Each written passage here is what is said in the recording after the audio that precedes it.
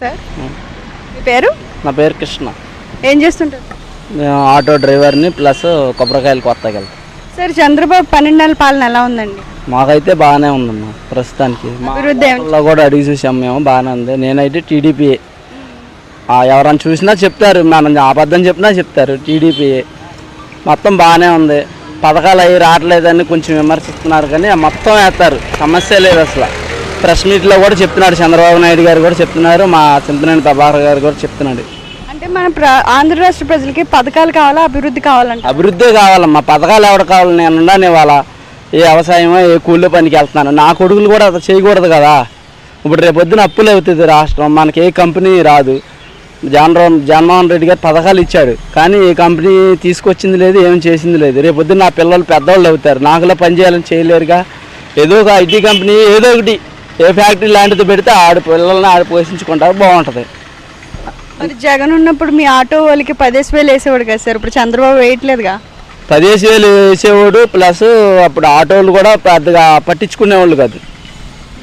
వాళ్ళు కొంతమంది ఏం చేస్తున్నారంటే ఆ డబ్బులు తీసుకొని ఇన్సూరెన్స్లు ఏమి కట్టకుండా తిరిగేసేవాళ్ళు. ఇప్పుడు ఈ గవర్నమెంట్ వచ్చిన తర్వాత ఏంటంటే కాగితాలు మొత్తం కరెక్ట్గా పెట్టుకోండి.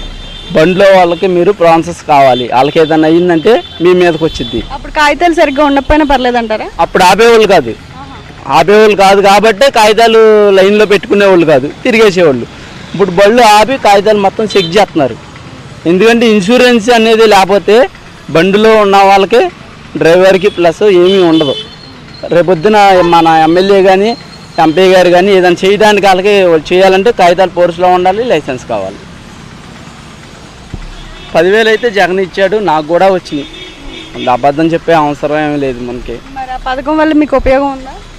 పథకం వల్ల ఉపయోగం ఉందో, నాకు ఒక్కడికి ఉపయోగం ఉంటే సుఖమే ఉందండి. ఇప్పుడు మా పిల్లలు 2 ఉన్నారు, వాళ్ళకి మ్యారేజ్లు అయిపోయినాయి. మాకు వచ్చిందల్లా ఆ 40,000 జగన్మోహన్ రెడ్డి గారి వల్ల వచ్చింది మాకు. పథకాలు లేక ప్రజలు ఇబ్బంది పడుతున్నారంట వైసీపీ పడతలేదండి. ఇప్పుడు వాళ్ళ పిల్లల భవిష్యత్తు కోసం చంద్రబాబు గారిని గెలిపించారు, అంతేగాని పథకాలు కావాలనుకుంటే మళ్ళీ జగన్మోహన్ రెడ్డి గారికే ఓట్లేసేవాళ్ళుగా.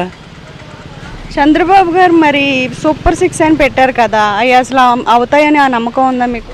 అవుతాయని వాళ్ళు చెప్తున్నారని మాకు నమ్మకం ఉందండి. ఎందుకంటే అది అమలు చేయకపోతే రేపు ఫ్యూచర్లో తెలుగుదేశానికి భవిష్యత్తు ఉండదు. మీరేమైనా అందుకున్నారా సార్ ఈ సంవత్సరంలో? మాకు ఈ సంవత్సరంలో గ్యాస్ బండ ఒకటి వచ్చిందండి.